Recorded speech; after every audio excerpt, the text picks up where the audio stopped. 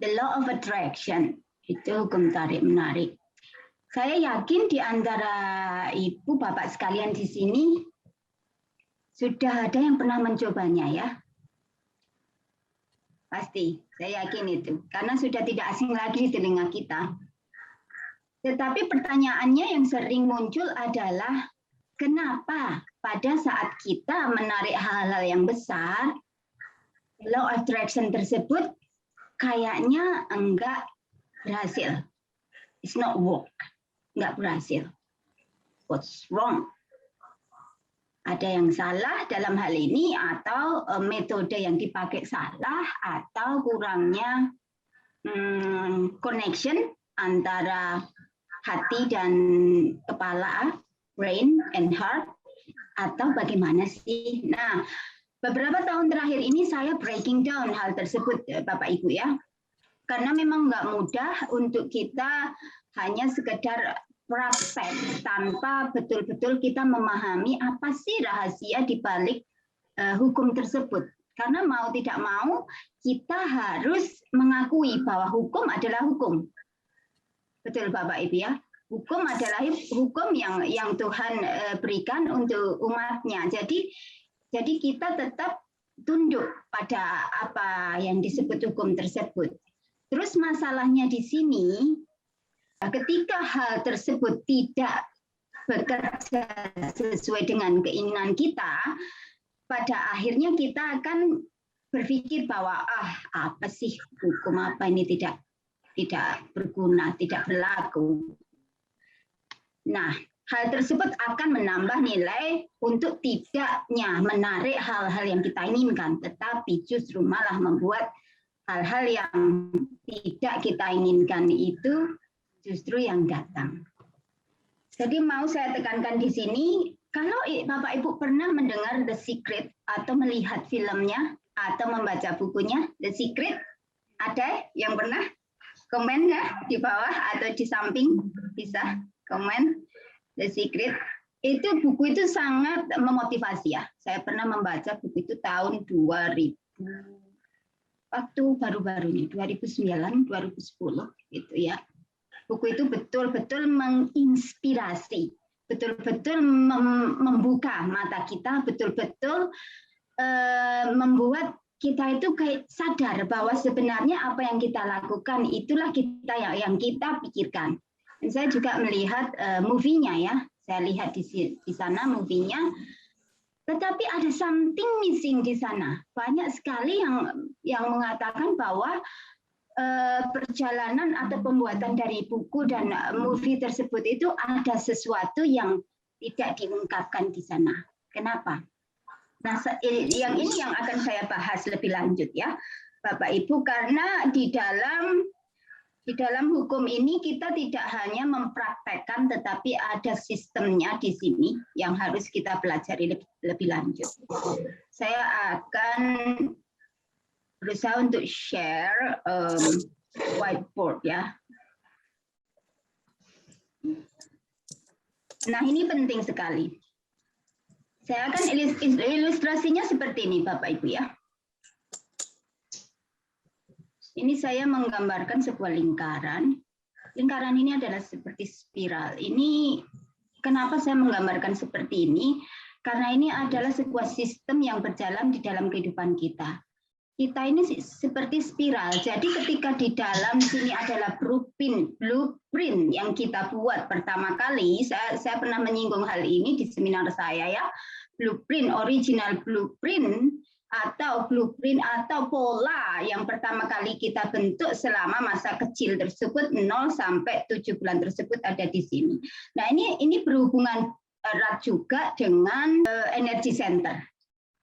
Itu kenapa the law of attraction, hukum tarik menarik tidak bekerja dengan baik ketika apa yang kita lakukan itu tidak selaras dengan hati dan pikiran kita. Nah, dari sini saya akan mungkin saya akan share PDF mungkin. Nanti saya akan share aja PDF di grup ya, biar Bapak Ibu lebih memahami. Ya kan, karena ketika kita berbincang pasti akan memakan waktu lama. Nah, Nah, dari lingkaran yang saya gambarkan tersebut, nanti PDF ya, di dalam PDF akan saya sharekan gambarnya sekalian penjelasannya. Jadi di sana Bapak Ibu nanti bisa ketika recordingnya jadi atau bisa dilihat lagi di YouTube, nanti diklikkan antara PDF dan penjelasan saya di sini. Saya pernah membahas di sini sedikit, di YouTube juga saya pernah membahas sedikit, tapi kali ini saya akan bahas lebih dalam ya, lebih lanjut, bahwa antara belief kita, antara keyakinan kita terhadap sesuatu dengan persepsi kita, dengan emosi kita harus selaras. Jadi bagaimana Ibu persepsi? Apa itu persepsi? Persepsi itu cara pandang kita terhadap sesuatu atau seseorang. Satu contoh adalah ketika kita memandang seseorang tersebut, persepsi kita memandang seorang tersebut sudah tidak baik. Nah, ketika persepsi tersebut dibuahi dengan emosi kita, emotion. Jadi antara persepsi, emosi, pikiran, itu nantinya akan berkesinambungan menjadi satu gitu ya, akan berkesinambungan. Ketika persepsi kita terhadap seseorang dibuahi dengan emosi kita. Nah, emosi itu saya garis bawahi menjadi satu key ya, itu kunci, karena di mana emosi itu berada, apa yang kita ucapkan, apa yang kita pikirkan, apa yang kita lakukan, itu akan menjadi kenyataan. Bukan tergantung kepada pikiran kita. Memang betul, pikiran kita menjadikan sesuatu. Tetapi ketika pikiran tersebut tidak dibuahi dengan emosi kita, pikiran tersebut akan dibuahi dengan autopilot yang ada di sistem tubuh kita. Saya pernah membahas tentang otomatis atau autopilot sistem yang ada di dalam tubuh saat seminar ya. Nanti bisa diakses di member area ya. Free 5 hari seminar Feminine Power Center. Loh, Feminine Power Center bukannya buat ibu-ibu? Enggak, Bapak ya. Bapak bisa mengikutinya karena Bapak-bapak juga memiliki energi tersebut. Ketika energi feminim dengan maskulin tidak seimbang, maka yang terjadi kehidupan kita juga timpang. Karena itu representasi dari alam sadar dan alam bawah sadar kita. Nah, ini juga tentang persepsi, kita kembali ke persepsi. Yang pertama itu persepsi tentang sesuatu, sama juga tentang uang. Ketika persepsi kita tentang uang itu sudah salah, maka emosi kita pun akan menjadi salah. Satu contoh seperti ini, bahwa di negeri kita berbicara tentang uang, itu kadangkala kita menjurus ke uang adalah akar kesehatan. Akar kejahatan. Uang adalah akar kejahatan. Memang tidak salah hal tersebut.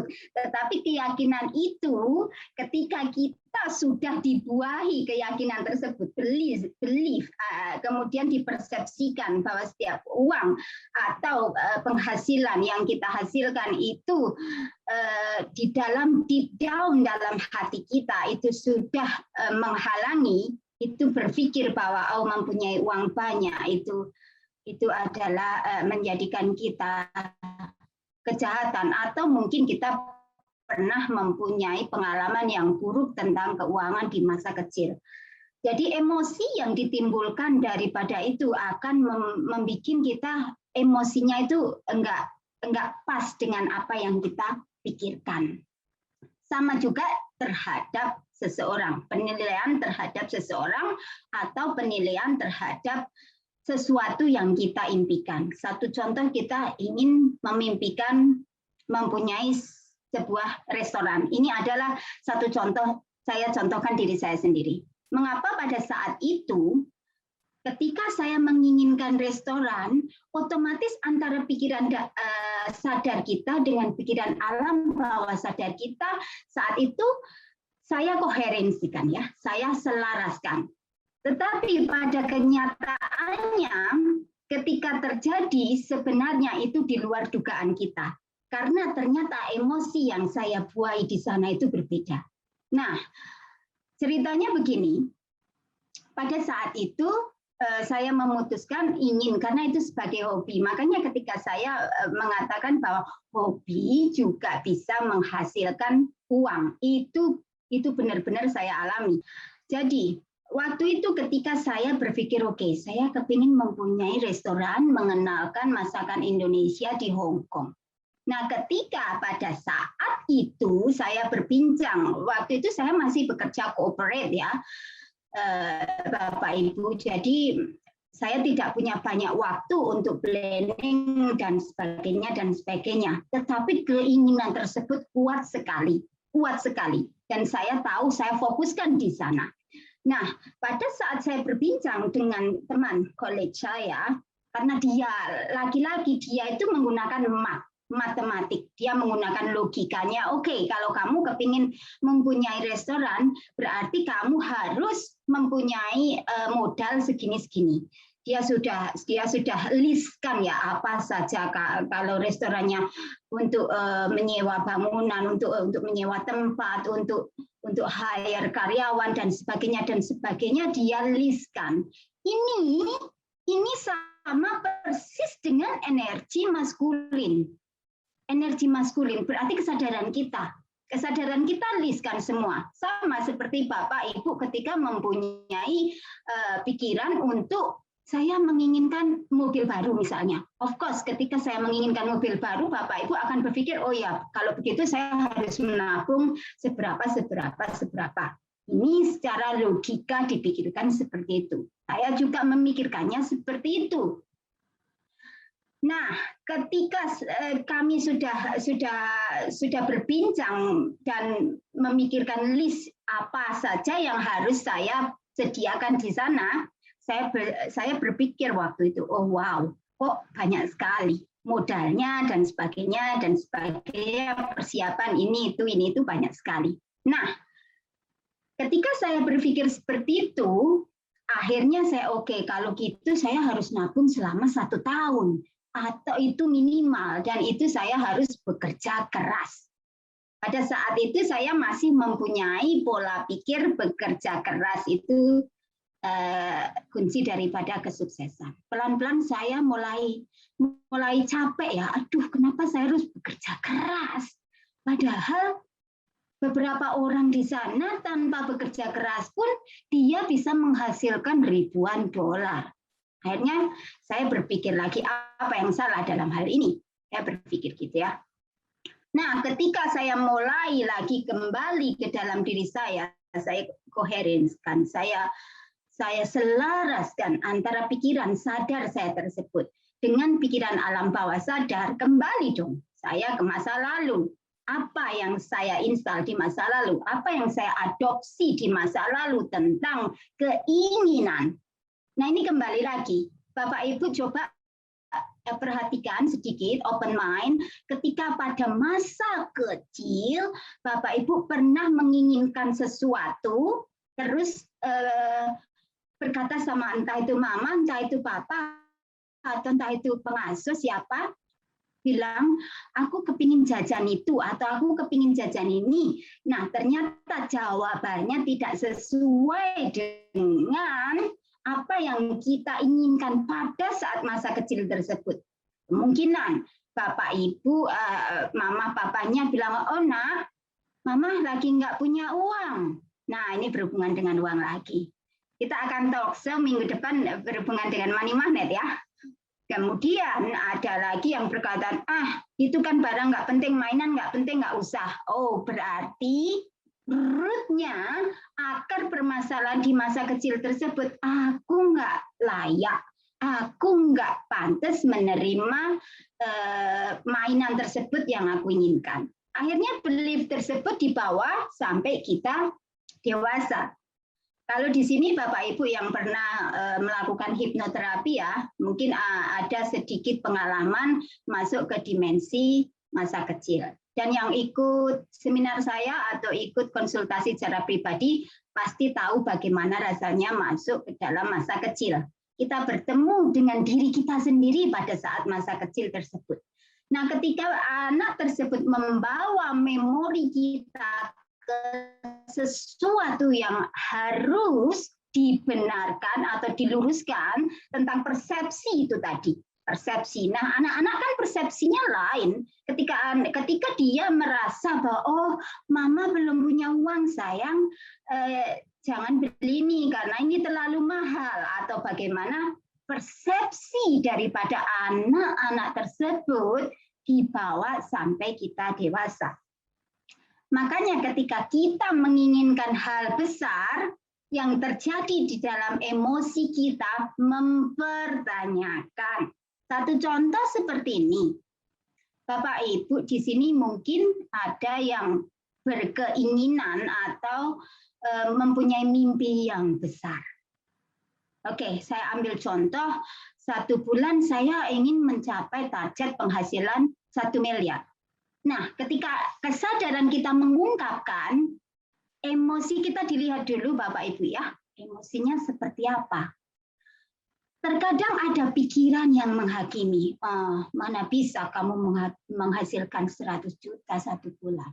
Coba kamu sebulan seberapa? Ini contoh 100 juta saja Bapak ya, Bapak Ibu. Nanti kita akan contohkan yang lebih besar. Nah, ketika pertanyaan-pertanyaan di dalam pikiran tersebut kita mulai mengikuti, akhirnya dalam hati berhubungan dengan belief itu tadi. Tidak dibuai dengan belief yang benar atau emosi yang benar. Saya sudah menyinggung tentang pernikahan antara alam sadar dan alam bawah sadar. Karena itu min dan plus. Saya sudah singgung di seminar ya. Ini berkaitan erat sekali antara energi maskulin, energi feminim, dan the law of attraction. Oke, kelanjutannya setelah perception, setelah persepsi kita terhadap sesuatu dirubah, emosi kita dibuai di sana, akhirnya pikiran kita tentang sesuatu itu juga berubah. Jadi di sini ada 6 poin ya, Bapak Ibu, 6 poin.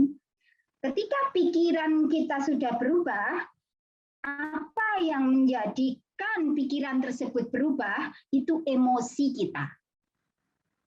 Agak sedikit complicated ya Bu, karena terkadang emosi kita itu berlawanan dengan pikiran kita dan terkadang kita tidak sadar berpikir seperti itu. Nah, kemudian ketika pikiran kita itu sudah selaraskan dengan emosi, emosinya apa? Kadang-kala emosinya kita nggak selaras karena ketika kita menginginkan hal besar, emosi kita ada kesedihan di sana. Jadi saya menamai ini adalah ketika Anda semuanya menginginkan sesuatu, jangan pernah di atas kepedihan, di atas kekurangan, di atas kelemahan kita. Kebiasaannya kita kan seperti itu. Karena kita merasa kurang kan, karena kita menginginkan kan berarti kita tidak punya. Nah, of course dalam hal ini kita akan sedikit kesusahan ketika rasa keinginan itu ada, terus di dalam emosi, di dalam hati kita merasakan, oh aku sudah punya. Saya rasa Bapak Ibu agak sedikit bingung hal ini ya, karena ini banyak sekali yang mempertanyakan, kalau begitu kita berpura-pura sudah punya dong Bu, gitu kan? Akhirnya kan kita berpikirnya ke sana, karena emosi kita kan dituntut untuk bagaimana kita itu merasakannya. Nah ini di The Secret, di The Movie dia katakan seperti itu dalam tanda kutip, nggak sepenuhnya. Nah akan saya jelaskan lagi, ketika emosi tersebut menjadikan kita persepsinya sudah berbeda. Satu contoh seperti ini, ketika kita menilai seseorang atau menilai sesuatu dengan emosi yang berbeda. Saya gambarkan hujan. Mungkin saya sudah bahas di seminar, tapi saya akan ulangi lagi ya. Hujan tersebut adalah hujan. air yang turun di atas bumi ya. Nah, ketika ada 2 orang di atas patio atau di atas tempat yang tinggi di dalam ruangan, satu orang berpikir begini, aduh hujan kayak gini, hujan, saya stuck, saya nggak bisa keluar rumah, saya nggak bisa bekerja dan sebagainya dan sebagainya. Pada intinya dia komplain, pada intinya dia protes dengan hujan tersebut. Yang satunya dia berpikir begini, oh hujan, that's okay, nggak apa-apa. Kita masih bisa duduk santai di sini melihat hujan romantis. Yang satunya ini berpikir lebih positif, memberikan persepsi yang positif terhadap hujan tersebut. Hujan itu tidak ada kaitannya dengan apa yang ada di dalam tubuh kita. Jadi keadaan luar itu nothing to do dengan keadaan dalam diri kita. Seringnya kita dipengaruhi oleh keadaan luar. Seperti contoh seseorang yang pertama tadi memandang hujan tidak baik, otomatis dia juga akan merasakan bahwa hujan itu menjadi penghalang. Sama juga dengan setiap masalah yang ada di dalam diri kita. Keinginan kita besar, saya menginginkan sesuatu yang besar. Tetapi ketika emosi yang dibuai di sana itu tidak selaras dengan keinginan tersebut, maka the law of attraction akan bekerjanya berbeda. Jadi bagaimana Bu Mel kalau saya menginginkan mimpi yang besar? Saya sudah banyak sekali menerapkan metode-metode. Baik itu rahasianya 5 kali 5. Ada Bapak Ibu yang pernah praktek itu ya? Komen ya coba ya. Saya ingin tahu. Ada juga yang praktek metodenya Tesla ya, 369 atau metode scripting. Scripting itu adalah metode menulis ya, di mana kita menulis semua yang kita inginkan. Dan itu sepertinya sangat susah karena keadaan saya saat ini tidak mendukung apa yang saya ucapkan tersebut. Saya juga sudah tempel semuanya, Ibu Mel, afirmasi. Saya sudah berpikir positif, Ibu Mel, afirmasi begini, semuanya sudah. Tetapi kok jatuhnya saya nggak bisa mewujudkan impian saya bagaimana. Nah, kembali lagi ke cerita saya di restoran tadi. Nah, ketika semua list itu sudah saya pelajari, saya berpikir itu paling tidak 1 tahun lebih saya harus mempunyai tabungan dan bekerja keras. Ternyata ketika saya telusuri lebih lanjut, itu sebenarnya kita tidak bergantung kepada list atau kepada math. 1 tambah 1 sama dengan 2, itu math ya, matematika. 2 tambah 2 sama dengan 4. Nah, pola pikir yang seperti ini kaku Bapak Ibu sekalian ya. Karena 1 ditambah 1 bisa jadi menjadi 1000. Nah, ini adalah sebuah rahasia juga. Alam kita ini semuanya berisi matematik. Jadi ketika kita berpikirnya kaku, kita mengikuti status quo. Saya pernah membahasnya juga di dalam seminar. Jadi bagaimana Bu Mel? Pada saat itu, saya menerapkan sistem seperti ini. Saya tempelkan, saya doakan, doa masing-masing ya, kertas di situ saya tempel, saya doakan, setelah itu saya lupakan. Lupakan bagaimana Bu? Padahal itu kan keinginan. Ya saya lupakan. Lupakan keinginan itu. Lupakan. Karena apa? Ask, believe, and receiving. Itu meminta, percaya, dan menerima. Ketika saya menempelkan hal tersebut, saya tempelkan. Saya percaya penuh, saya telah menerimanya. Garis bawahi Bapak Ibu ya, telah. Nah, ketika telah menerimanya, otomatis kita tidak akan mengulanginya permintaan lagi dong. Yang salahnya di sini kita ulangi lagi dari awal. Nah, ketika kita ulangi lagi dari awal, akhirnya kalau belum kesampaian, kok nggak nyampe-nyampe ya? Ya nggak nyampe beneran, karena apa? Yang kita omongkan itulah yang terjadi. Coba Bapak Ibu sedikit lebih dibuka ya. Make sense nggak? Masuk akal nggak hal tersebut? Karena kita memintanya terus-menerus. Padahal kalau Bapak Ibu order something, sesuatu produk di website misalnya, order kaos misalnya, saya order kaos klik, sudah kan order. Kemudian otomatis yang di sana tahu bahwa Ibu sudah order. Nah, kemudian otomatis kan akan diproses, harus melewati proses. Hari berikutnya karena tidak datang lagi orderan tersebut, ngeklik lagi, order lagi. Hari berikutnya begitu. Jadi ilustrasinya itu stop, Bu. Ngekliknya satu kali saja. Begitu. Ngeklik satu kali saja, setelah itu taruh belief-nya. Kepercayaan. Nah, kepercayaan ini harus benar-benar dinikahkan dengan emosi tadi. Pada saat emosi kita seperti apa, Bu? Emosinya ya harus merasakan seperti kita sudah mempunyai. Wah, yaitu visualisasi itu, Bu, namanya. Betul. Visualisasi, iya. Sering nggak kita memvisualisasikan sesuatu tetapi tidak pernah terjadi juga? Banyak. Karena apa? Tidak dibuai dengan emosi kita. Jadi, kenapa emosi di sini penting? Emosi itu berkaitan dengan hati, Bapak Ibu ya. Dengan hati. Nah, saya sudah singgung di seminar kemarin bahwa ketika kita berkata ya, hati kita berkata ya, mulut kita berkata tidak. Hati kita berkata tidak, mulut kita kepingin, oh iya sebenarnya saya kepingin. Nah, kembali keselarasan antara pikiran dan hati. Saya pernah scripting, Bu. Iya, Ibu Cemi pernah scripting ya. Itu salah satu metode. Sebenarnya metode tersebut saya pernah singgung ya. Metode itu hanyalah alat. Alat.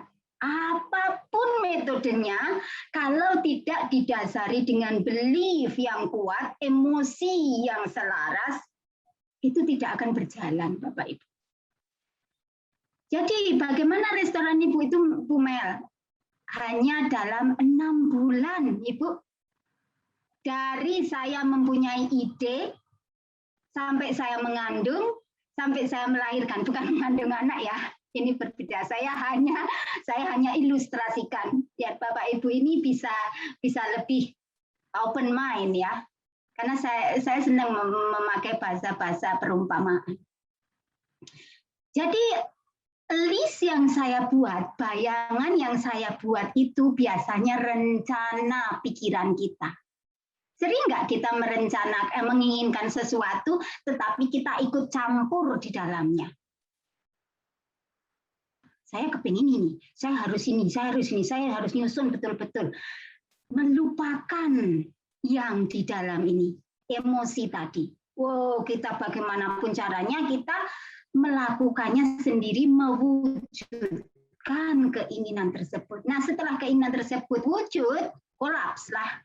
Karena biasanya rencana kita itu hanya dari sini, pikiran kita. Tetapi kita tidak dibuai dengan alam bawah sadar kita yang notabene sebenarnya itu adalah autopilot. Otomatis dari dalam tubuh kita yang mengendalikan kehidupan kita. Oh, is good. Kalau yang mengendalikannya itu bagus.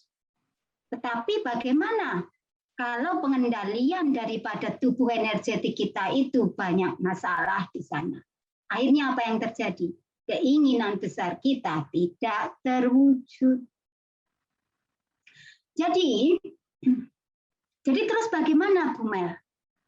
Kembali lagi ke dalam hatimu. Tanyakan, kalau 100 juta sebulan itu hatimu bilang apa? Butuh, benar-benar butuh atau enggak? Jadi kembali lagi, keinginan kita untuk memiliki sesuatu itu betul-betul keinginan dari dalam hati kecil atau karena influence dari luar lingkungan kita. Saya kasih contoh seperti ini, Bapak Ibu ya. Tetangga mempunyai mobil baru. Tiba-tiba ada keinginan muncul, aku kepingin mobil baru. Nah, keinginan itu kemudian diterapkan dengan hukum tarik-menarik. Berhasil nggak, Ibu? Berhasil nggak, Bapak Ibu?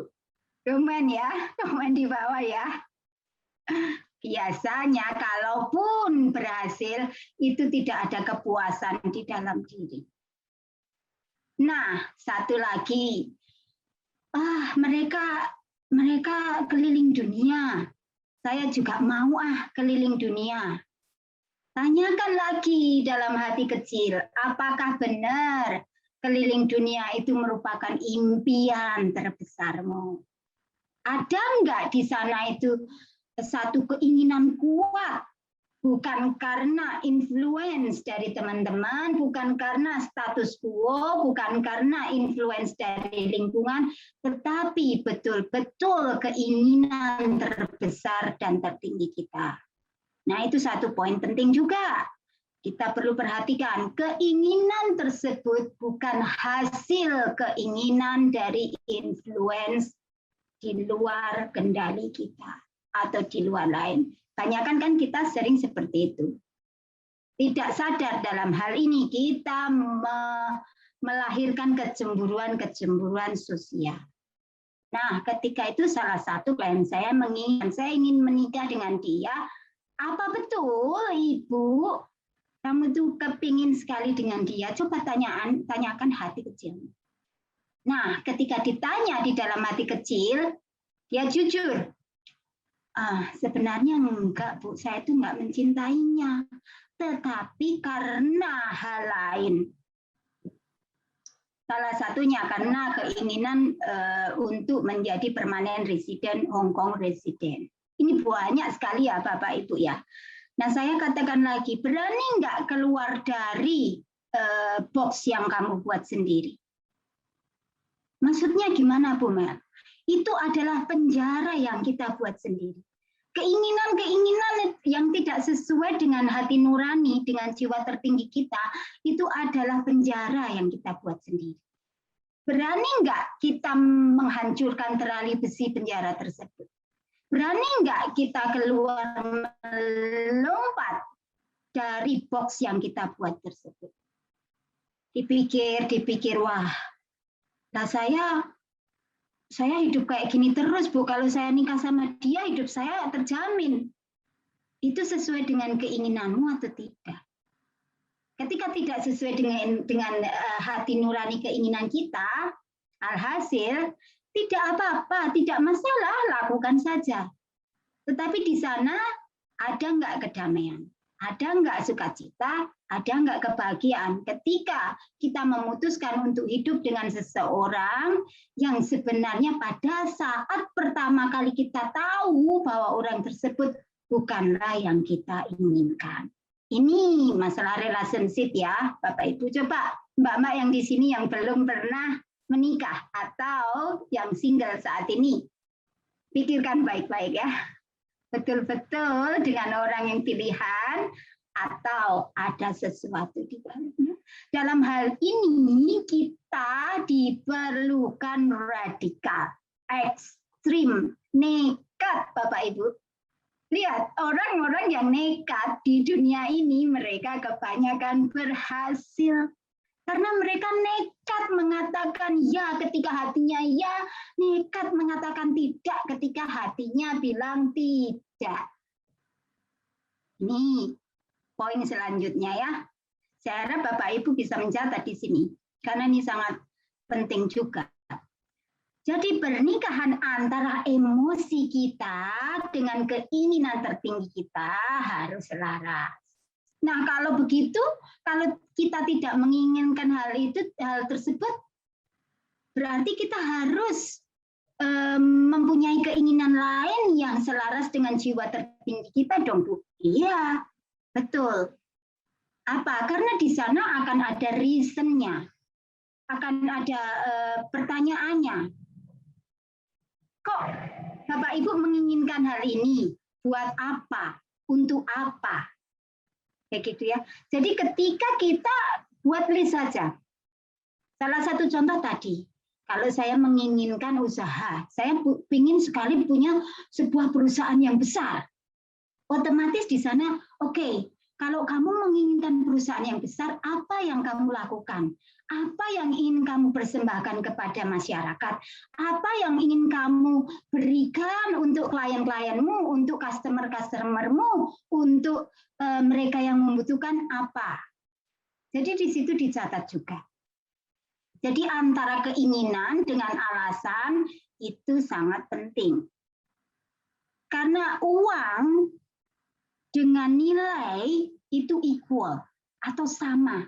Jadi ketika kita memberikan nilai tertinggi kita terhadap atau untuk masyarakat, untuk sesama, maka uang tersebut akan datang kepada kita tanpa kita sadari. Kok aneh, Bu? Sebenarnya memang aneh kalau dipikir-pikir secara nalar. Tetapi kita coba kembali lagi berpikir bahwa semua yang ada di bumi ini adalah energi. Sama juga dengan keinginan-keinginan kita. Financial, relationship, body ideal, atau apapun keinginan tersebut. Kalau memang sesuai dengan nilai tertinggi kita, keinginan tertinggi kita, maka tidak ada hitungan hari pasti terwujud. Itu akan ada tarikan-tarikan antara, salah satu contoh seperti ini. Bapak Ibu di sini itu bukan kebetulan ketemu atau tahu advertising kami. Kami sendiri tidak advertising ya. Saya sendiri masih membina satu cycle yang kecil untuk betul-betul benar-benar mengalami transformasi. Nah, ketika cycle yang kecil tersebut sudah benar-benar mengalami transformasi, mempunyai fondasi yang kuat, otomatis akan melebar dan melebar dan melebar. Sama juga dengan keinginan kita, Bapak Ibu ya. Kalau kita sudah tahu praktek keinginan kecil, makanya kita sudah mempunyai fondasi yang terbentuk di dalam hati kita. Oh, saya sudah bisa mewujudkan keinginan saya, walaupun itu kecil. Berarti saya juga bisa mewujudkan keinginan terbesar saya. Kembali lagi ke poin semula, keinginan terbesar tersebut apa betul sesuai dengan keinginan tertinggi. Nah, ketika saya selidiki, banyak klien saya itu keinginan itu sebenarnya tidak muluk-muluk. Ketika mereka sudah sibuk ya, ada satu ibu-ibu, dia itu sangat loyal, dia itu sangat luar biasa. Dia itu ibu rumah tangga yang membina atau care dengan keluarganya itu sangat luar biasa. Nah, satu hari dia datang pada saya. Saya itu sudah mempunyai segalanya, tetapi kok saya kosong ya? Saya itu kok merasa sangat kosong. Sebenarnya apa? Nah, kamu itu menginginkan apa? Saya itu menginginkan sesuatu, tetapi kok saya itu kok nggak tahu. Jadi pada dasarnya kita itu bingung dengan keinginan kita sendiri. Seperti Doraemon, Bapak Ibu ya. Saya ingin begini, saya ingin begitu. Semua diinginkan. Semua campur aduk di sini ya. Saya ingin begini, saya ingin begitu, saya ingin semuanya. Jadi identifikasikan dulu keinginan tersebut betul-betul dari dalam hati kecil atau enggak. Nah, ketika saya kembali coaching dengan dia, akhirnya ketemu keinginan yang sesungguhnya. Simple. Saya itu hanya kepingin liburan 2 atau 3 hari, lepas dari anak, suami, lepas dari semua orang, hanya dengan diri saya sendiri. Kita jarang sekali memperhatikan hal tersebut, Bapak Ibu ya. Jarang sekali kita mempunyai waktu itu untuk diri kita sendiri. Nah, kembali lagi keinginan besar tentang the law of direction tadi. Saya berikan satu contoh lagi ketika saya mendirikan fashion design saya. Pada waktu itu tahun 2015, Bapak Ibu, saya pulang ke Indo. Nah, ketika saya dengan adik saya jalan-jalan di Malioboro. Ketika saya jalan-jalan di Malioboro, saya lihat tas-tas kulit yang diukir batik itu indah sekali. Saya langsung jatuh hati. Wow, Tuhan ini luar biasa. Karya anak bangsa, karya negeri kita itu sangat luar biasa. Nah, dari situ saya itu dipupuk. Saya kepingin sekali membawa UKM-UKM tersebut go internasional.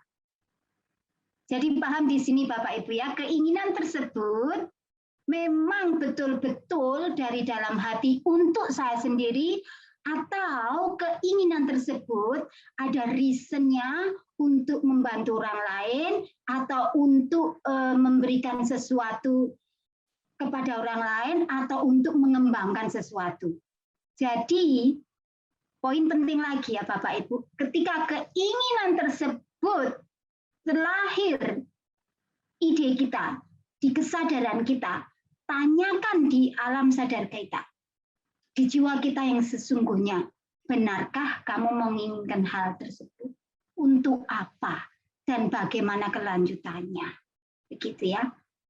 Nah, setelah saya lihat semua itu, saya senang batik, Bapak Ibu.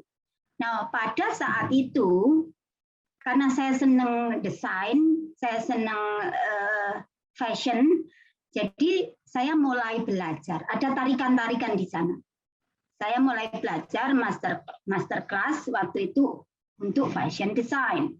Nah, ketika saya belajar tersebut, saya sudah membayangkan, ini kembali lagi ke visualisasi, membayangkan bahwa tas-tas yang saya desain, baju-baju wedding kayak atau baju apa, saya sudah membayangkan hampir setiap malam sebelum tidur.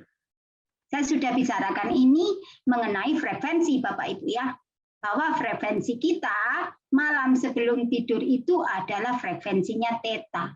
Itu sama dengan frekuensi anak-anak di masa imajinasi. Kenapa anak-anak banyak sekali imajinasinya? Karena frekuensi theta. Dan frekuensi itu sama dengan frekuensinya alam semesta. Frekuensinya Tuhan. Nah, dari situ saya sudah membayangkan akhirnya tidak, ini kayak tarikan Bapak Ibu, tidak secara langsung saya bertemu dengan beberapa supplier. Ketika pembicaraan sudah mulai berkembang, langsung akhirnya dalam 3 bulan saya bisa mewujudkan. Sekaligus saya register PR di sini, business registration di Hong Kong sini. Tetapi tidak langsung itu terus meledak Bapak Ibu, tidak. Modal saya itu bisa dihitung, tidak sampai puluhan juta, tidak sampai berjuta-juta miliaran, tidak. Sama dengan restoran saya ini juga tidak. Nah, dari situ, dari keinginan yang betul-betul didasari ketulusan. Kembali Bapak Ibu ya, saya ingatkan, legowo adalah kunci juga. Nah, ketulusan tersebut karena saya ingin membantu UKM-ku internasional akhirnya terwujud. Ada waktu itu saya melihat tas ikan pari gitu ya. Indahnya luar biasa. Saya, oh Tuhan, kalau tas-tas ini go internasional luar biasa. Akhirnya apa yang terjadi Bapak Ibu? Go internasional. Saya bawa merek batik, tas-tas batik dan Indonesia sampai ke US. Waktu itu tahun 2017 saya exhibition di Kansas City. Luar biasa Bapak Ibu ya. Karena apa? Kita dasari keinginan tersebut dengan ketulusan. Dan betul-betul kita tahu apa sebenarnya keinginan tertinggi kita. Sama juga dengan ketika saya ingin mewujudkan perusahaan saya ini. Kalau ini cukup panjang perjalanannya. Karena termasuk saya harus membongkar semua sistem yang ada di dalam tubuh saya tersebut sebelum terwujud seperti ini. Ya, Pak Pras ada di sini. Bapak Ibu bisa tanyakan sama dia berapa lama saya membuat konten, berapa lama kita berdua itu membangun sistem seperti ini. Ini nantinya yang akan saya perkenalkan dengan Bapak Ibu sebagai passive income. Ya, jadi passive income atau kalau di sini mereka sering menyebutnya sebagai building a builder empire, online empire. Itu membangun kerajaan online. Dan itu memang dibutuhkan betul-betul satu kesadaran penuh, pola pikir yang sudah berubah. Sama dengan pola pikir kemiskinan, kebanyakan dari kita masih membawa seperti itu.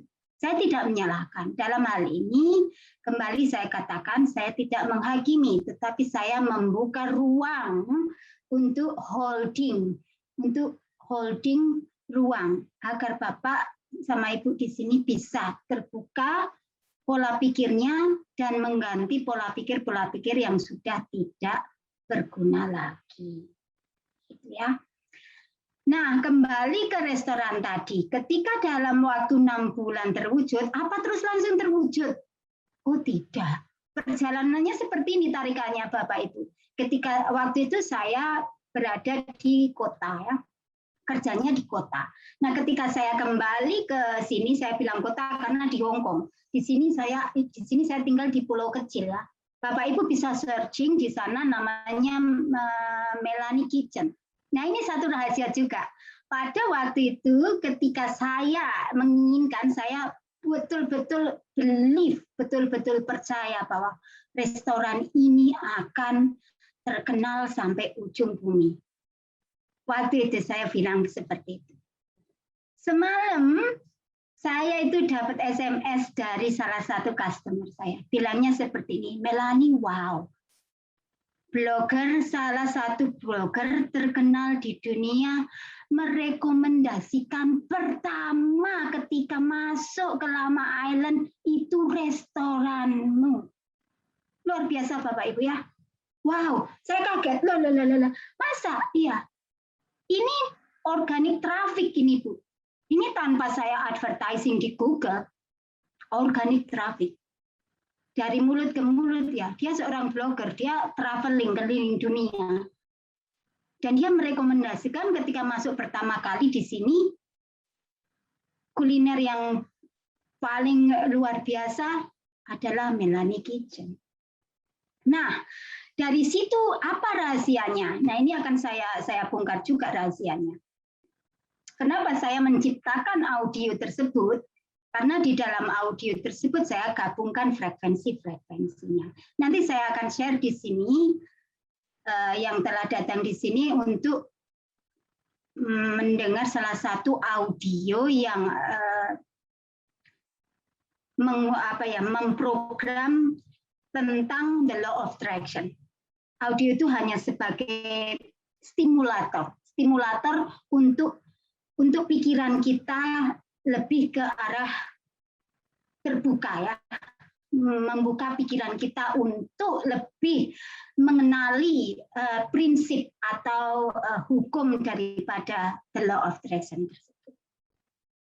Nah, dari situ ketika saya kembali pulang, tidak langsung saya itu dapat tempat terus kita buka, tidak. Tarikan-tarikan itu secara tidak sengaja. Waktu itu teman saya anak Vietnam bilang, saya mau pulang ke Vietnam. Can you please take over my restaurant? Saya kaget, oh wow. Pada waktu itu saya tidak memegang banyak financial. Tidak, Ibu. Tidak. Nah, ketika dia bilang seperti itu, otomatis saya ambil dong. Nah, ini adalah ketika kesempatan itu datang, ambil kesempatan tersebut. Apapun itu, karena kesempatan datangnya cuma satu kali. Itu adalah tarikan, Bapak. Jadi kita mesti peka ya antara tarikan-tarikan energi tersebut. Ini berhubungan dengan vibrasi kita. Emosi kita tadi. Otomatis emosinya langsung menyala-nyala dong, karena secara tidak langsung tarikan-tarikan tersebut akan mempertemukan kita dengan seseorang untuk mewujudkan keinginan terbesar kita tersebut. Nah, jadi kelanjutannya adalah habis persepsi kita terhadap sesuatu, emosi kita buai dengan emosi, pikiran kita dengan keinginan kita. Apa selanjutnya, Bapak Ibu? Coba komen di bawah. Oh, selamat datang, Mbak Ugi. That's okay. Ini nanti kita live di YouTube kayaknya. Ya, jadi bisa di... Bu Melanie, untuk menjalankan law of attraction ini ada 3 metode ya. Ya, yang pertama ada scripting, yang kedua ada afirmasi, dan yang ketiga ada visualisasi. Tapi tentunya hal ini tidak terfokus dengan 3 metode ini. Yang paling utama yang Ibu Melanie ucapkan adalah kenali diri kita dulu. Betul. Bagaimana bisa semua metode itu berjalan, tetapi tidak mengenali diri sendiri? Ya, betul. Iya. Sering kita praktek seperti itu ya. Jadi alhasil nggak berhasil. Ya. Begini, mungkin ada pertanyaan apakah sama visualisasi dan hayalan? Pertanyaan bagus. Ini kadang ibu-ibu sering ngehayal nih, kadang nyantai, duduk, ngajarin anak-anak sering ngayal nih kan. Nah, apakah ada perbedaan ini? Oke. Kita harus bisa mendefinisikan arti kata visualisasi dulu ya Bapak Ibu. Visualisasi itu berarti kita sudah tahu purpose-nya. Kita sudah tahu tujuannya, kita membayangkan, kita sudah berada di sana, kita sudah mempunyai. Sama ketika waktu saya memvisualisasikan mempunyai restoran tersebut sampai ke detail-detailnya. Sampai saya membayangkan piring-piringnya semua dari kayu, sendok kayu, sampai saya membayangkan seperti itu. Itu namanya visualisasi. Nah, berhayal kita tidak fokus pada sesuatu. Kadang hayalan itu datang pergi acak gitu Bapak Ibu ya. Jadi antara berhayal sama visualisasi itu memang hampir sama-sama membayangkan. Perbedaannya kalau visualisasi kita sudah tahu apa yang kita inginkan, kita sudah tahu sama ketika kita mau membangun rumah. Sebelum rumah tersebut dibangun, kita sudah membayangkan di sini. Oh, jendelanya berwarna ini, pintunya berwarna ini, tilenya atau lantainya berwarna ini. Nah, itu visualisasi. Kuat sebenarnya visualisasi. Saya ingatkan lagi pemenang Olimpiade bulu tangkis itu ya. Kalau Ibu tahu story-nya, tahun 2013 dia ditulis ya, terus difoto bahwa dia mempunyai keinginan tertinggi, keinginan besar menjadi pemenang kelas dunia di Olimpiade dunia. Dan itu terwujud 2021. Itulah the law of attraction. Jadi, berhayal itu kita menghayal. Mesti hati-hati Bapak Ibu ya. Bisa jadi hayalan tersebut terwujud. Tetapi ketika hayalan tersebut tidak bagus, kalau terwujud akhirnya apa yang terjadi? Kita menyalahkan keadaan. Saya pernah di sana, saya pernah berada di sana ketika hayalan-hayalan tersebut itu hayalan-hayalan silly, hayalan-hayalan yang tidak masuk akal, tetapi kok kejadian? Karena secara tidak langsung kita membuai dengan emosi kita. Jadi ketika berhayal, coba berhayal yang betul-betul spesifik. Itu yang namanya visualisasi, gitu ya. Ya. Setelah itu kita masuk action. Bapak Ibu, action. Sering kita sudah punya tujuan khusus. Sering kita sudah visualisasikan.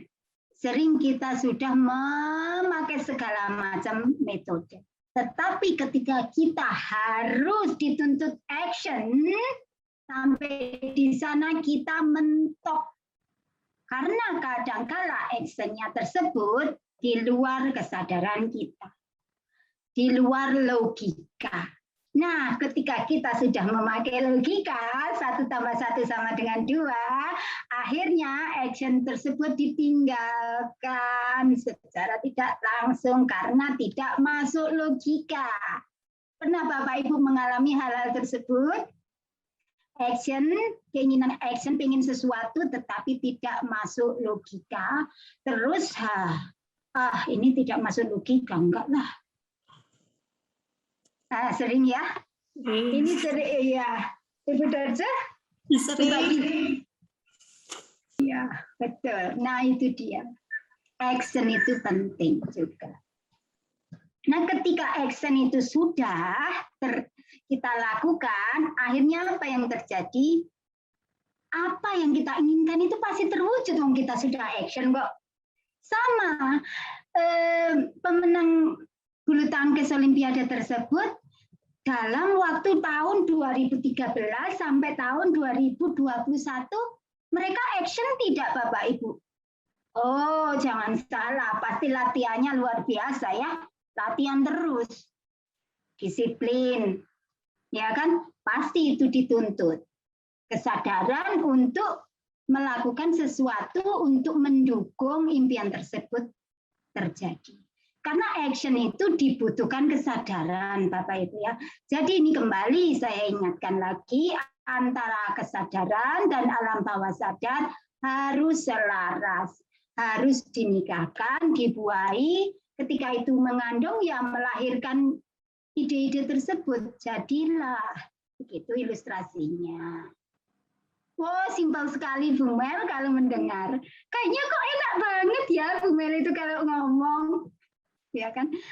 Sebenarnya sangat simpel Bapak Ibu. Sangat simpel. Yang kita perlukan itu hanyalah connect dengan dirimu sendiri. Jujurlah. Connect dulu. Apa sih sebenarnya yang betul-betul saya inginkan? Ataukah memang saya betul-betul menginginkan seorang bayi? Sama ya, mungkin ada salah satu Bapak Ibu yang di sini kepingin mengandung secara fisik ya. Seorang bayi. Kadang-kala kan seperti itu banyak ya. Tetapi kok nggak datang-datang ya? Kenapa ya? Kenapa? Akhirnya kita mempertanyakan terus, mempertanyakan. Itu sama juga ketika kita mempunyai ide, ingin mengandung ide, potensi kita. Nah, kembali lagi ke Feminine Power Center. Itu adalah mengaktifkan potensi terdalam kita. Keinginan tertinggi kita. The purpose. 99% klien saya ketika saya tanya, Bu, Pak, apa sih tujuan hidup Bapak Ibu? Mereka kebanyakan bingung menjawab. Coba saya tanya Bapak Ibu yang ada di sini, komen ya. Komen dong. Apa tujuan Bapak Ibu di dunia ini? Kalau tujuan kita ingin bahagia, banyak kan menjawabnya seperti, saya ingin bahagia Bu Mel. Saya bilang lagi, Pak, Ibu, bahagia itu adalah hasil dari produk lifestyle kita. Kok bisa? Nah, kalau kita sudah mendapatkan sesuatu, kita bahagia. Nah, kalau kita tidak mendapatkan sesuatu, kita tidak bahagia. Berarti bahagia itu bukan tujuan utama untuk hidup. Bahagia itu adalah hasil produk kita. Jadi betul-betul dibutuhkan satu kesadaran yang murni di sini. Nah, salah satu contoh, bahagia dunia akhirat dan berguna untuk orang banyak. Betul, itu adalah purpose, tujuan kita. Berguna untuk orang banyak. Ketika kita berguna untuk orang banyak, bahagia itu datang. Kita tahu bahwa kita melakukan sesuatu yang mempunyai nilai tinggi. Nilai kita sendiri yang kita persembahkan kepada orang lain. Membantu orang lain. Nah, satu lagi. Jadi ada 6 poin di sini Bapak Ibu ya. Perception, emotion, pikiran, keinginan kita, action, akhirnya jadilah seperti itu. Belief. Antara belief kita, terkadang kita sudah mempunyai akar keyakinan yang berbeda dengan kehidupan kita saat ini. Ini termasuk ketika kita menentang status quo. Keyakinan apa yang ada di sana. Salah satu contohnya saya contohkan tadi adalah bahwa bekerja keras itu akan membuahkan kesuksesan. Saya pernah berada di sana. Saya pernah bekerja sampai 14-16 jam sehari, Bapak Ibu. Sampai di rumah saya itu drop. Energi saya terkuras. Saya tidak punya waktu untuk family, untuk anak-anak saya tidak punya. Akhirnya saya itu mempertanyakan, oh tidak, ini bukan bekerja keras. Kalau dulu kan ada motto ya, work hard, play hard. Sekarang banyak yang sudah ganti.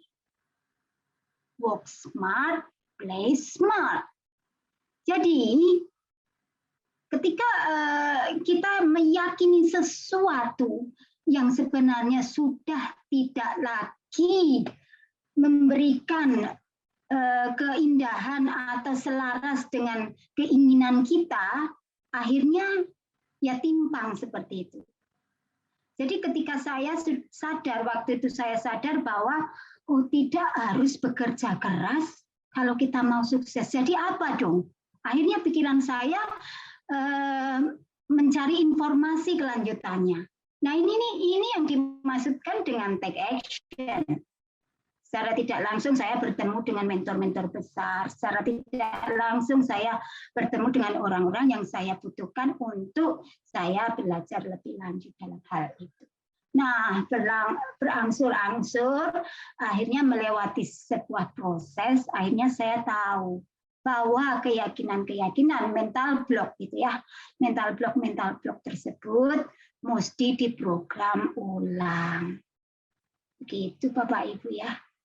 Wah, kayaknya itu gampang banget. Memang sebenarnya sangat simpel. Kalau kita tahu diri kita sendiri. Yang membuat kita itu complicated, karena kita itu tidak pernah memikirkan diri sendiri. Yang kita pikirkan orang lain, pleasing other people. Ketika orang lain membutuhkan, kita dahulu-dahulukan. Loh kan itu baik, Bu Mel. Betul, baik. Tetapi kalau cup kita kosong, apa yang akan kita berikan pada orang lain? Sama, kita menginginkan untuk menjadi berkat bagi banyak orang. Tetapi diri kita sendiri kosong, ya tidak mungkinlah kita menjadi berkat bagi orang. Isi diri kita sendiri dulu. Jadi berdamai dengan diri kita sendiri dulu.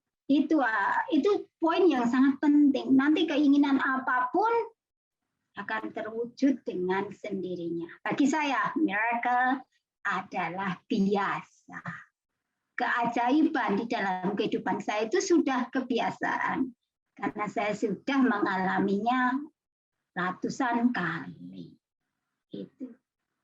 Saya yakin Bapak Ibu di sini lebih terbuka ya sekarang pikirannya. Jadi mental block itu perlu diselidiki ya, perlu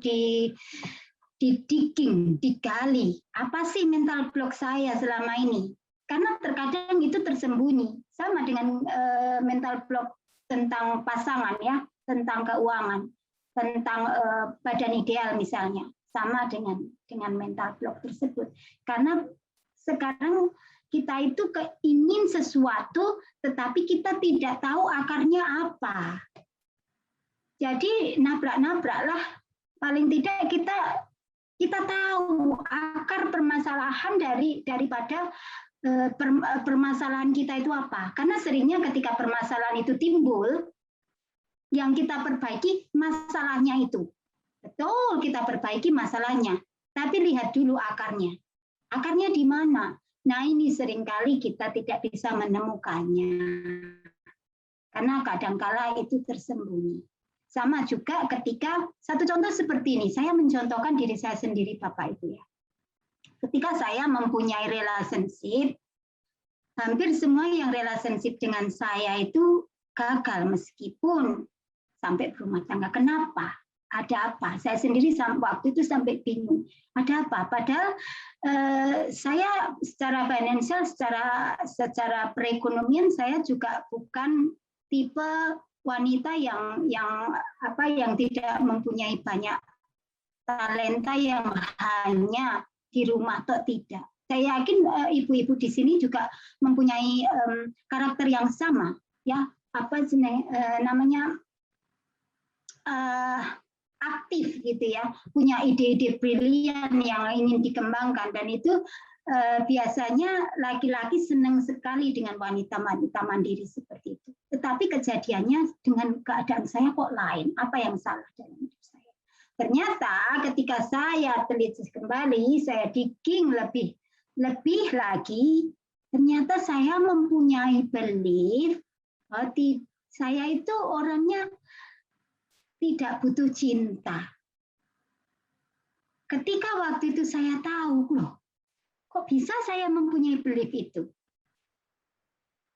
Karena ketika saya mempunyai relationship, saya selalu mempertanyakan, apakah kamu mencintaiku? Loh, kita sudah menikah, kok saya masih mempertanyakan hal tersebut? Berarti yang problem saya dong, bukan dianya. Nah, ini perlu lagi dikembangkan dalam pikiran kita ya Bapak Ibu. Ketika masalah tersebut datang, bukan masalahnya yang menjadi problem, tetapi diri kita yang attract masalah tersebut. Jadi like, attract, like.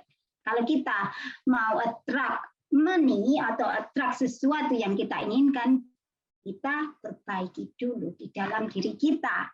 Karena vibrasinya akan menarik. Keuangan juga sama. Kita perbaiki relationship kita dengan uang. Kalau kita belum memperbaiki relationship kita dengan uang, maka apa yang terjadi? Uang itu energi. Ya dia akan pergi ke tempat lain yang relationship-nya cenderung lebih baik dengan dia. Sama juga dengan relationship, dengan kesehatan, sama juga dengan kesehatan. Sering kita mempunyai mental block tentang kesehatan ya. Karena kadangkala itu sudah terbawa turun-menurun di DNA kita, di kromosom kita. Jadi mau nggak mau kita harus go back inner.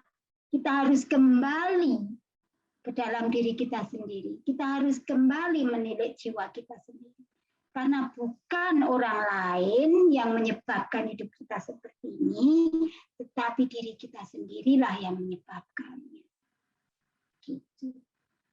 Jadi pada intinya, the law of attraction apapun metodenya, saya yakin Bapak Ibu di sini metode tersebut saya tidak harus ajarkan di sini ya, karena saya yang membongkar itu di balik metodenya.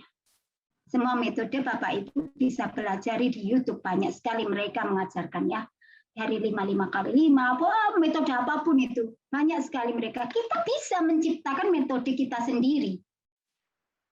Dan metode kita sendiri ketika itu sudah berhasil, kita bisa share sama orang lain. Karena setiap kita unik. Begitu Bapak Ibu ya. Ya, Bu Mel. Ini mungkin ada beberapa Bapak Ibu yang sudah melakukan metode ini. Sudah scripting, sudah afirmasi, sudah visualisasi. Tetapi apa yang diinginkan kok belum ya, kok belum terkabul ya, kok belum terwujud ya. Ini ada apa, Bu Mel? bisa dijelaskan ini kenapa ya kok belum terkabul ini kenapa gitu. Ya. Kembali ke awal, saya sudah jelaskan panjang lebar tadi. Pada intinya adalah belief kita dan emosi kita. Emosi. Di sana ada nggak pernikahan antara belief dan emosi tersebut? Beliefnya seperti apa? Persepsi kita diubah dulu. Persepsi kita terhadap sesuatu diubah dulu. Beliefnya diubah dulu. Kalau kita percaya bahwa uang itu adalah akar kejahatan, akhirnya apa yang terjadi? Ya uang tidak akan masuk ke kantong kita lah. Karena kita tahu bahwa berarti kita menentang status quo dong, Bu. Iya. Saya tantang ibu-ibu di sini ya. Iya, kita perbaiki dulu belief kita. Tentang keuangan, kita harus mempunyai relationship yang baik dengan keuangan. Sama juga ketika saya menjelaskan bahwa uang tersebut anggaplah seorang pacar kita lah. Pacar, ketika dia ketok pintu, sudah lama, misalnya 1 minggu pacar kita nggak datang. Ketok pintu, dibukakan pintu sama ibu-ibu, bapak di sini. Apa yang ibu bapak bilang sama pacar kita tersebut? Kamu satu minggu nggak datang-datang, kemana saja? Habis ini kamu pergi lagi. Itu ketika itu diucapkan dengan uang, apa yang terjadi? Uang aku habis gajian, setelah gajian keluar lagi, nggak ada yang tersisa di dalam dompet saya. Apa yang terjadi Bapak Ibu? Apa yang keluar dari mulut kita, itulah yang terjadi. Ya, jadi apa yang ada di kita katakan, apapun yang ada di pikiran kita, itu yang terjadi. Ya. Itu yang terjadi. Nah, bisa jadi juga hidup yang sekarang ini kita jalani adalah pemikiran kita yang beberapa tahun belakangan. Bisa jadi ya Bu ya? Iya. Itu saya sudah singgung banyak sekali ya. Betul Ibu Tuti, bersyukur. Kembali lagi sama penjelasan saya di awal. Purpose kita itu ada ketulusan tidak. Keinginan kita di sana ada ketulusan tidak. Ada legowo tidak. Karena seringkali kita memaksakan keinginan. Nah, ketika keinginan kita dipaksa, dikawinkan dengan emosi kita, mungkin bisa saja terjadi. Sama ketika kita mau menurunkan berat badan. Sadaran kita menginginkan, aku harus nge-gym. Aku harus makan makanan sehat. Aku harus olahraga dan sebagainya dan sebagainya. Tetapi di dalam hati kecilnya ada sedikit belief yang tersembunyi yang tidak dia sadari. Salah satu contoh adalah panggilan ketika waktu masa kecil. Coba Bapak Ibu telusuri ya baik-baik. Kadangkala kita memberikan panggilan kepada anak-anak kita yang tumbuh di masa kecil itu aneh-aneh ya. Ada kalau dia cabi, imut gitu, gemesin. Secara tidak langsung kita memanggilnya, "Dut, gendut." Ya, sambil dikutang-kutang ya, kalau orang Jawa bilang kutang-kutang, gendut, kamu gendut. Akhirnya apa, panggilan ini terbawa sampai tua. Ketika kita menyadari bahwa kita ingin body ideal, tetapi kita tidak sadar bahwa orang tua kita memanggil kita seperti itu, kita sudah terlanjur belief dengan panggilan tersebut secara tidak sadar. Berarti kesalahan orang tua dong Bu kalau manggil saya begitu. Tidak juga, karena orang tua tidak mengerti. Ini menghukum, apapun yang keluar dari mulut kita, itulah yang terjadi. Jadi kembali lagi, satu tadi saya ingatkan ya, biar keinginan kita terwujud, satu betul-betul tahu keinginan tersebut. Spesifik Bapak Ibu, spesifik. Fokuskan di sana, kemudian ketulusan di sana. Setelah as, belief, receiving, berarti belief-nya itu harus dikawinkan dengan emosinya. Belief-nya seperti apa? Kalau belief-nya saya percaya bahwa saya bisa mewujudkan keinginan tersebut, nikahkan dengan emosi. Emosinya apa? Emosinya harus bahagia dong. Visualisasikan dengan kebahagiaan tersebut. ketika kita memvisualisasikan, apa yang kita visualisasikan berarti kita membayangkan betul-betul kita sudah menerima. Ya, legowo yang benar, tulus itu. Apakah menerimanya saja dengan bahagia? Ataukah ketika pada akhirnya kita membiarkan masa lalu itu pergi dan terlupakan? Nah, ini kembali lagi Mbak Ugi ya. Seringnya seperti itu. Banyak sekali kita tidak mau berurusan dengan masa lalu. Termasuk memaafkan karena kita, udahlah, aku sudah memaafkan, aku sudah melupakannya. Nah, setelah diteliti, melupakan dan memaafkan itu kesadaran kita, Mbak Ugi ya. Kesadaran kita, karena kita tahu melupakan dan memaafkan itu yang harus kita lakukan. Maafkan terutama. Tetapi kita tidak tahu alam bawah sadar kita, sistem yang ada di tubuh kita autopilot, otomatis dikendalikan oleh yang umur 0 sampai umur 7 tahun tadi itu. Kembali lagi ke masa kecil ya. Karena itu adalah pola pertama dari setiap kita terbentuk.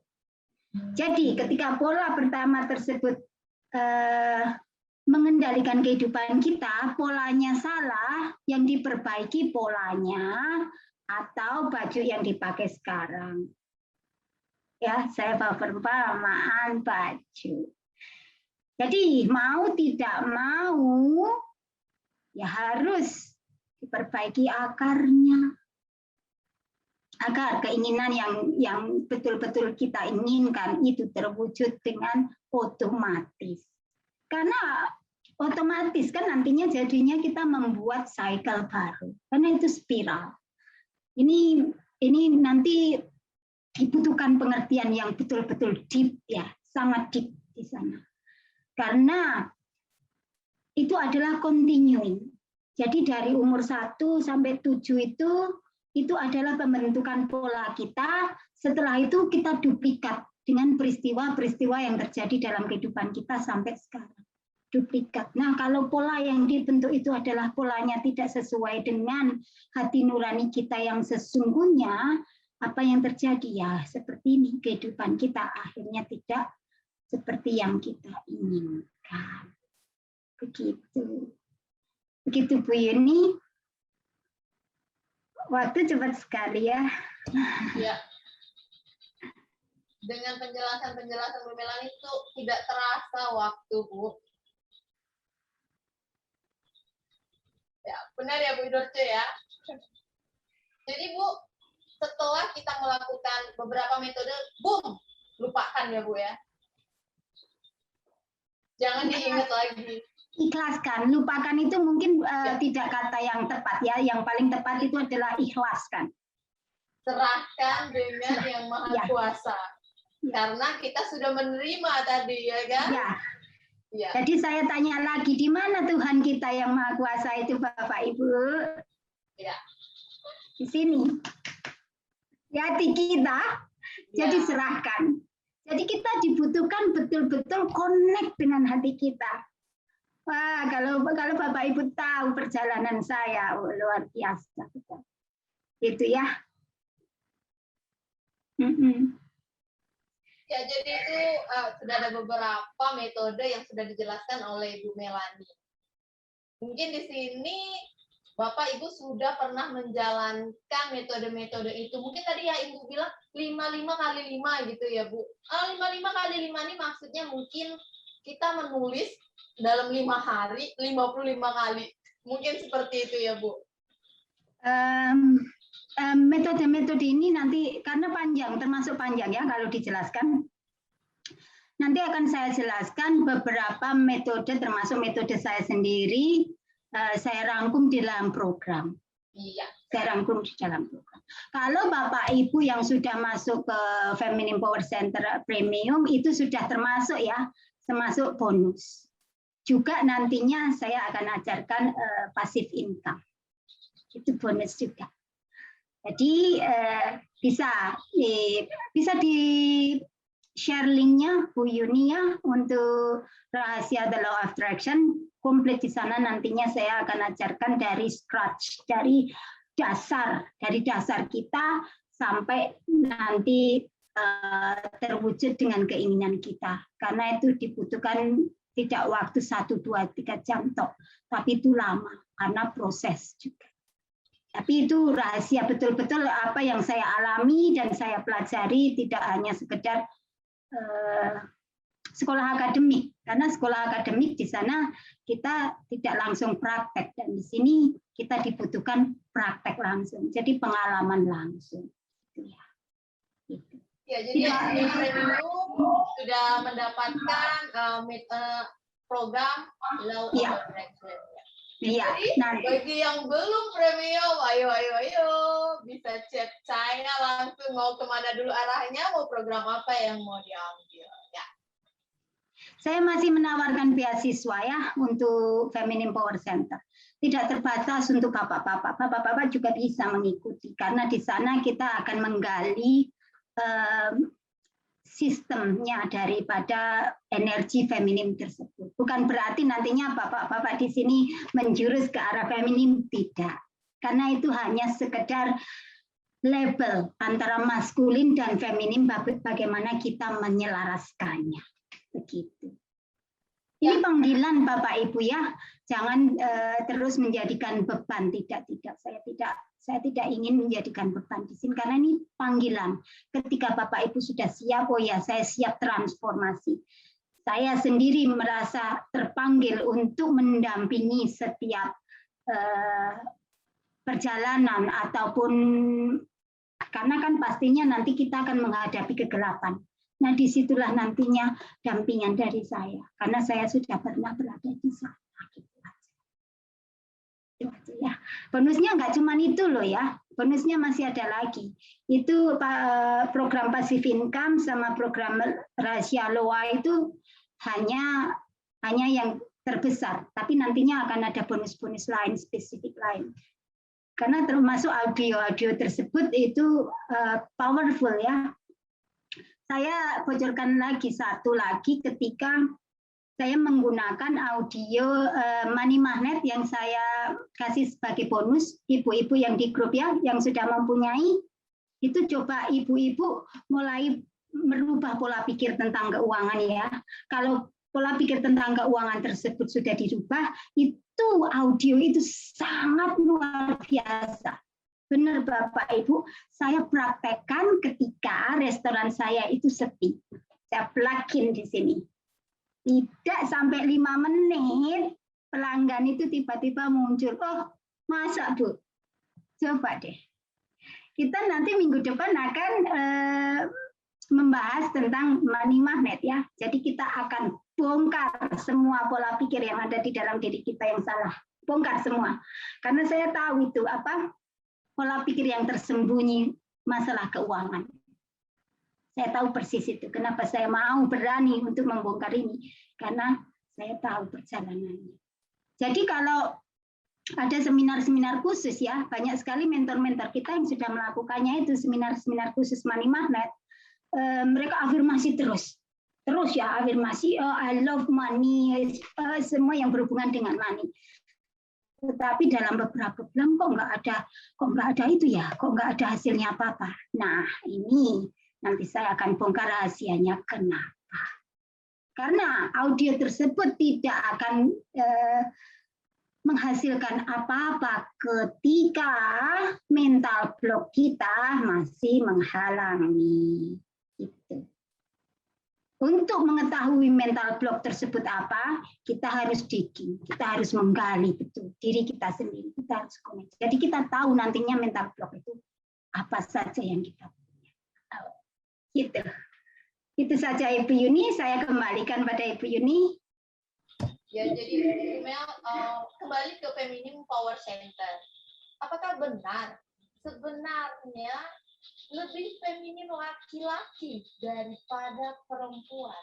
Apakah ini juga berhubungan dengan Law of Attraction? Karena ada sesuatu yang menarik dari contoh si perempuan menjadi maskulin karena ada tarikan dari laki-laki. Ya. Ya betul, saya akan bahas sedikit ya karena ini menarik sekali ya. Saya akan bongkar sedikit ini rahasia laki-laki. Kok saya bisa tahu? Sebenarnya kalau mau jujur ya bapak-bapak di sini ya, tolong itu kasih komennya. Sebenarnya bapak-bapak itu hatinya itu lembutnya itu melebihi wanita. Dia itu bisa tunduk betul-betul dengan wanita ketika tahu rahasianya. Kenapa banyak orang-orang sukses, bapak-bapak sukses itu di balik kesuksesannya itu adalah wanita. Karena apa? Karena sebenarnya dia itu feminimnya itu luar biasa. Tergantung kita saja bagaimana menyelaraskan antara feminim dan maskulin. Memang betul, laki-laki dia menggunakan logikanya lebih besar. Tetapi ketika pada saat dipertemukan, dinikahkan, dibuai dengan feminim, hasilnya luar biasa. Termasuk dengan relationship bersama dengan istri atau relationship dengan lingkungan, masyarakat, atau dunia meskipun sepertinya kelihatan sangar gitu ya, tetapi sebenarnya feminimnya di dalam itu ada. Nah ini berkaitan, maaf ya bapak-bapak, saya membongkar sedikit. Ini juga berkaitan dengan healing, kesembuhan seksualitas. Jadi saya ngomong sekali lagi, seksualitas itu adalah pintu di mana energi men itu, di mana energi feminim itu mengalir dengan lancar. Nah, maka ketika kita adalah pintu di mana energi maskulin itu nantinya mengalir dengan lancar. Jadi bagaimana Bu antara feminim dan maskulin? Harusnya pintunya jangan dikunci rapat-rapat. Dibukakan pintu. Ada metodenya. Nanti kita bahas di dalam relationship dan seksualitas. Saya akan membahasnya bagaimana ini memegang peranan penting dalam kehidupan kita. Tidak terbatas untuk yang sudah mempunyai pasangan ya, yang belum mempunyai pasangan pun ini penting karena ini bukan masalah hubungan antara wanita dan pria, tidak. Ini adalah tidak mengenai gender, tidak Bapak Ibu ya, tetapi ini adalah sistem yang ada di dalam tubuh kita.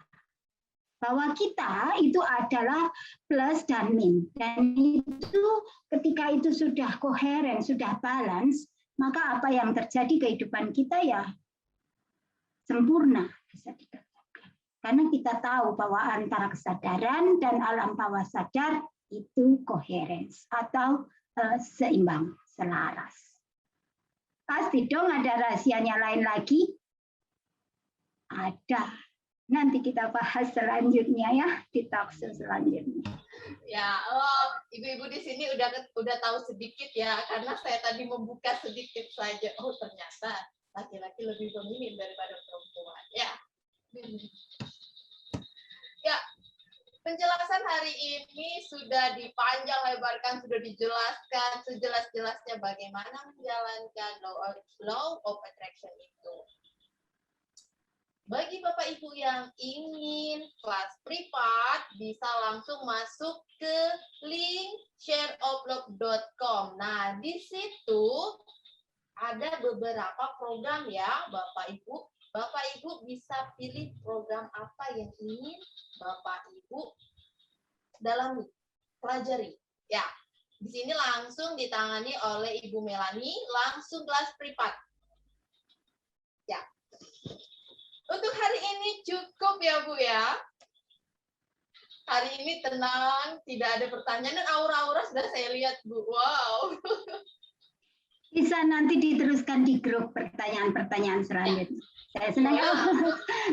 Maaf juga kemarin handphone saya disabotase sama anak-anak. Maaf Ibu Dorce ya. Saya sendiri tidak tahu karena saya tinggal, biasanya handphone tersebut saya tidak taruh di tempat yang terbuka, tetapi karena teledor, maaf. Ya, ada kesalahan teknis sedikit ya.